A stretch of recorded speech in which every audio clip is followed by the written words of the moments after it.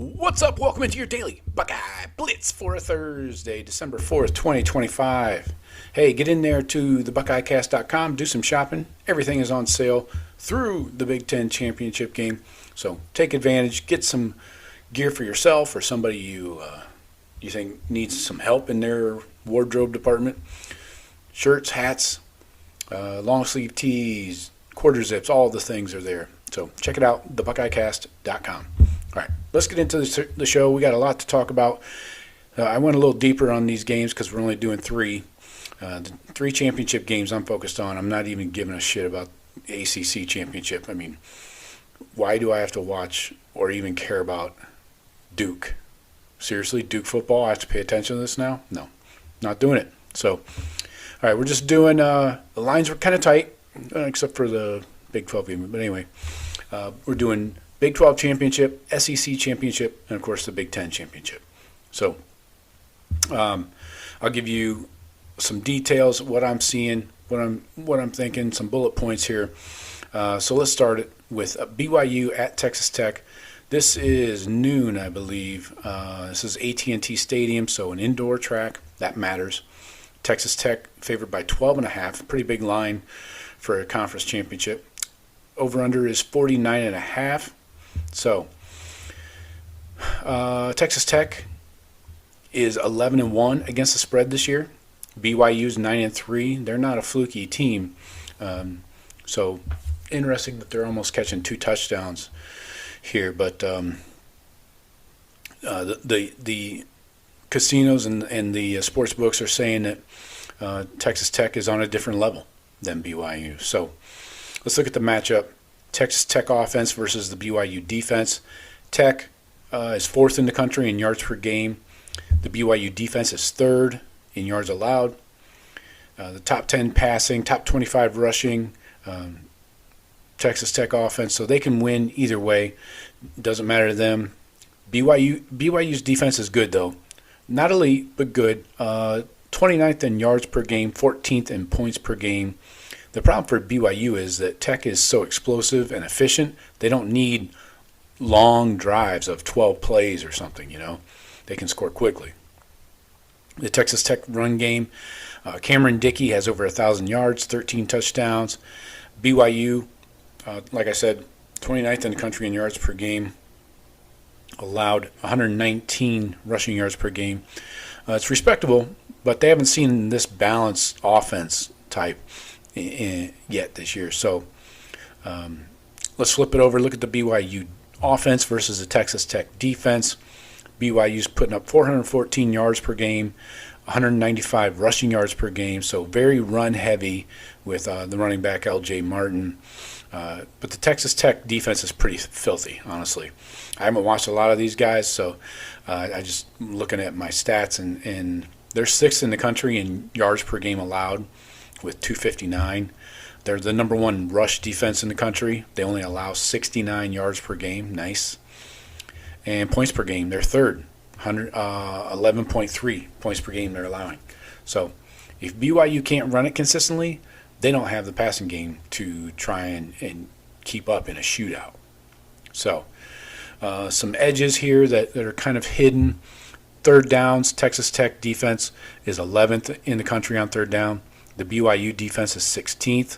Both these teams will get you off the field. But then turnovers, they're very equal. Tech is plus 13, BYU plus 12. That's 5th and 7th in the country. So both teams protect the ball and take it away. So looking at tempo and possession, BYU time of possession is 9th in the country. They're over 33 minutes. They want to shorten the game, lean on the run, and just pound the rock. But Tech, they score in chunks. BYU can control the clock and still be down 14, so that doesn't do you any good. How I'm seeing this game, this is BYU run game versus Texas Tech run defense. If Tech keeps Martin bottled up and forces BYU into 3rd and medium, 3rd and longs, this is leaning heavily to the Red Raiders. So, and indoors, I think that helps Texas Tech. So I think they pull away in the 3rd quarter, take them into deep waters, and I'm going take Texas Tech minus 12.5. Take them to cover that. And I'm slightly leaning over the 49.5. I don't know if I'd bet that. So looking like maybe a 34-17 kind of game. Tech wins. All right, game number 2 here. The SEC Championship. I think this one's at 3:30, right? Georgia-Bama in Atlanta, Mercedes-Benz Stadium, of course, indoors. Georgia favored by 2.5. Over under 47.5. Right now, the line's been sitting anywhere between Georgia minus 1.5 or up to 2.5. Basically a coin flip game, right? So against the spread this year, though, Georgia is 5-7. They've been overvalued most of the year. Bama 8-4 against the spread. Pretty solid money maker for you. If you're betting those clowns, I wouldn't. But to break down this matchup, the Georgia offense versus the Bama defense. The Georgia offense is putting up 416 yards per game, 32 points per game. Good, but not explosive or anything like that. Gunnar Stockton has 2,530 yards, 20 touchdowns, 5 picks, 70% completion percentage. He's efficient, but he's not going to beat you with his arm. Bama defense, 12th in the country in yards per game allowed, 282.6. 8th in the country in passing yards allowed, 11th in points per game allowed, 16.5. So they can absolutely make Georgia earn everything in this game. Now flipping it around, the Bama offense versus the Georgia defense. The Bama offense is putting up 404 yards per game, heavily on the pass. They do not run the ball for shit. They're averaging 278 yards passing per game. That's 18th in the country. Ty Simpson has over 3,000 yards passing, 25 TDs, 4 picks. He's capable, but he's streaky. See the Auburn game last week. And the Georgia defense here, 13th in the country in yards allowed, 6th in the country in yards per game rushing allowed, and then 12th in the country in points per game allowed. So, again, another good, solid, top-level defense from Georgia, but the issue with Bama is they haven't run it well all year. They're like 104th in the country in rushing yards per game. They only put up 126 running the ball. So one-dimensional offense versus Kirby's defense, that's not where you're going to be successful. If Kirby knows what's going to happen, you're probably in trouble. But here are some of the edges that matter. Turnovers, Georgia is -1 on the year. That's terrible. Bama's +8, so that's edge Bama there. Red zone defense, both are at 73%, tied for 13 in the country. So yeah, you're probably seeing a lot of field goals, not bombs. And then tempo and time of possession, Georgia 5th in the country in time of possession, Bama 9th in the country time of possession. So both these guys want to squeeze the game, grind out drives, and trust their defenses. So this feels like a classic SEC rock fight. This is not a track meet. You're not going to get up into the 40s in these scores.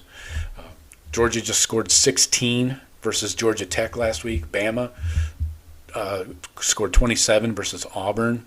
So neither offense is built right now to shred an elite defense indoors for 60 minutes. So with the turnover edge plus the QB edge, slightly I lean Bama. The raw talent edge on defense is basically a wash, right? I mean, it's not like Bama stopped recruiting. So the bet, I'm going under the 47.5. That's a strong lean. And this is two of the top 15 defenses in the country. Solid in the red zone, so a lot of field goals. And I think I take Bama.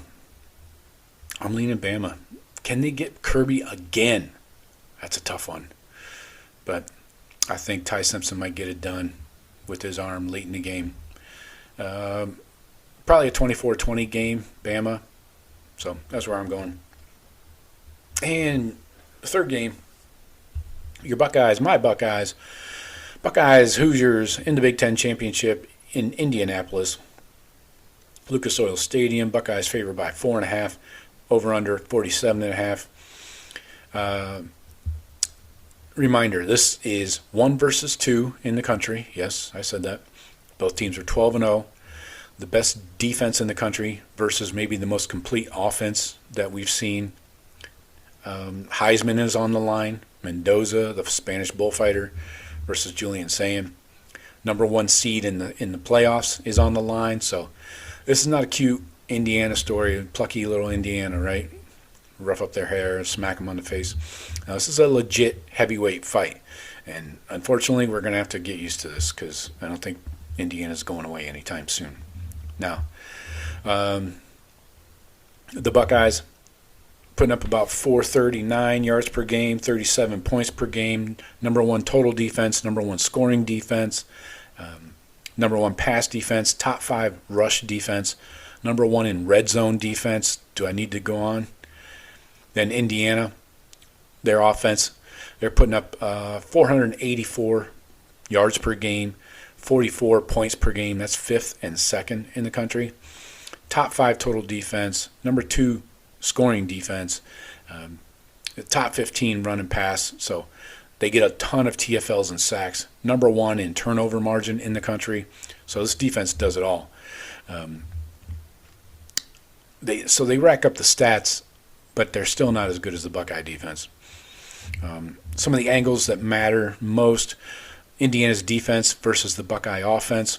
The front 6 for Indiana is real. Stephen Daly, Tariq Tucker, Mikhail Kamara up front on that D-line. Then you got Fisher, Hardy, and Jones at linebacker. We talked about them yesterday on the matchup preview. Best linebacker room you've seen outside of practice at Ohio State. So they stunt, they twist, they're constantly moving fronts. Exactly what gave Ohio State issues earlier in the year. So the Buckeyes O-line did just play their best game of the year against the Cheaters. No sacks allowed, no pressures, and even against the Blitz, they were up to the task. And good pass pro by the running backs.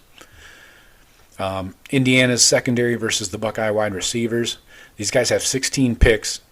Pons is a legit shutdown corner. You probably don't pick on him, but he is a little undersized, I'll say that.